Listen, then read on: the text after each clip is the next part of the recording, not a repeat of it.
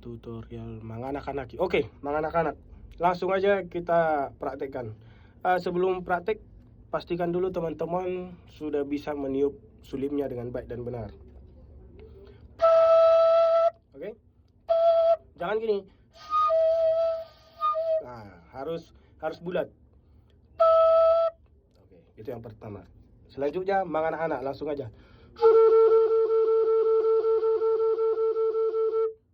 Gampang, manganak-anak itu cuman dari jari kita. Jadi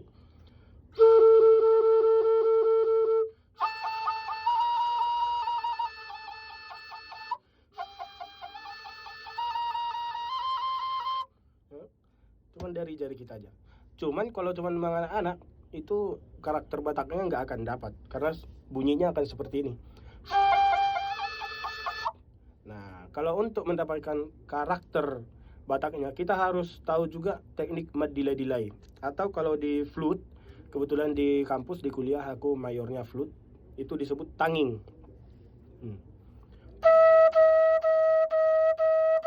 Dimana ketukannya dibuat dari lidah kita, atau bisa di dalam mulut kita sebutkan gini.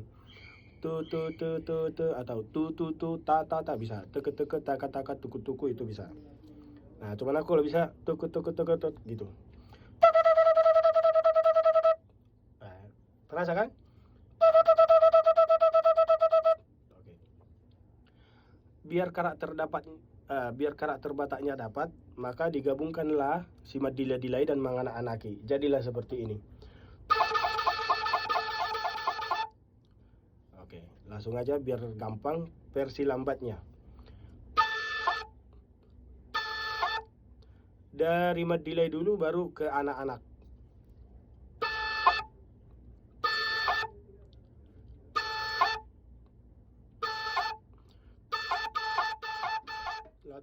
Latihan terus dari lambat sampai cepat.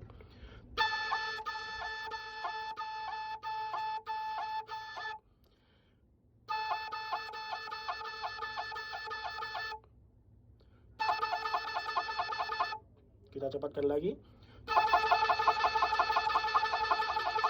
Nah, itulah dia mad delay dan manganak-anak. Jadi harus tahu yang dua teknik itu dulu, mad delay dan manganak-anak, itu dasarnya.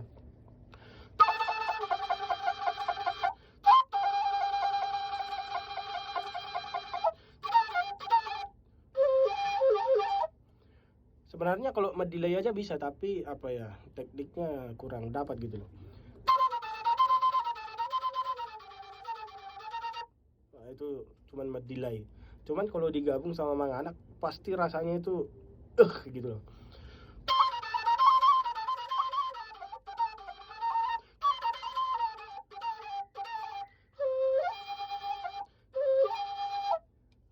Beda dia kan? Oke lah guys, selamat berlatih ya. Latihan yang rajin, minimal 4 jam satu hari. Oke? Thank you.